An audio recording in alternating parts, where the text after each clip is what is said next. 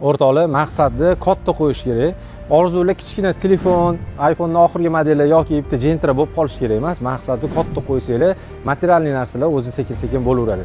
Mana biz ham zavod ochayotganda maqsadni katta qo'yganmiz va kerak bo'lsa Xitoy moylardan ham sifatli qilib ishlab chiqazamiz deb o'zimizga maqsad qo'yganmiz oldimizga va shu niyatimizga erishdik.